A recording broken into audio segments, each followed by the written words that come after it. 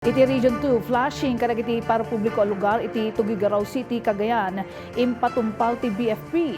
Kaya nasurok 4,000 nga estudyante ti Cagayan Valley, benepisaryo iti spesti dole. May palagip alag di estudyante ket agtrabaho para iti administrative works saan na taga-timpla iti kape ken taga-dalus iti uneg ti opisina. At the report ni UC PTV Intern Yvonne Dumsang. Impatungpal, ti BFP kan ti Metropolitan Tuguegarao Water District ti water flushing operation kadagiti parapubliko a lugar iti Tuguegarao City. Kang runan iti City Public Market para iti kinadalos ti aglawlaw a maysa a wagas apang kontra iti kinabara ti panawen.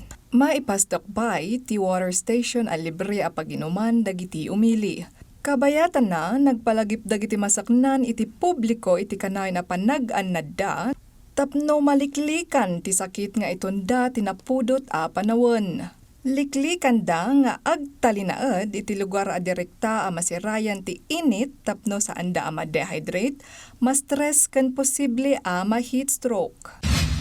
Sinukimat dagiti masaknan iti batanas ti lugar a posible a pakaipastakan ti solar water pump sa Jaybuhos Island sabtang panggap ti proyekto a makaipaay ti umdas a supply ti danom para kadagiti residente. Nakipatangmet kadagiti opisyal ken masaknan nga umili ti technical expert iti renewable energy para iti proyekto. Impaay ti Quezon LGU iti Isabela kadagiti umili iti munisipyo dagiti assistive devices kas iti wheelchair, cane, ken walker kadagiti napili a benepisyaryo. Naidanon dagitoy iti pagtaangan dagiti masaknan. Paset daytoy iti programa ti lokal a gobyerno para iti ginawa dagiti adaan ti sagubanit a mabalin a maipaayan iti material a banag. Nasurok iti 4,000 nga estudyante iti Cagayan Valley iti nagnumar iti SPES ti dole. Na-i-deploy dagitoy kadagiti 52 nga LGU ken agencies ken iti 20 ket maysa a pribado a kumpanya. Manamnama ang mailepas dati kontrata da iti uneg ti 20 nga aldaw. Nakapokus iti trabaho da iti administrative works iti uneg ti opisina.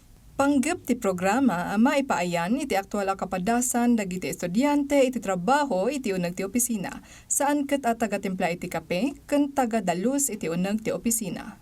Yvonne Adrianne Dumsang para iti Pambansang TV iti Baro, Pilipinas.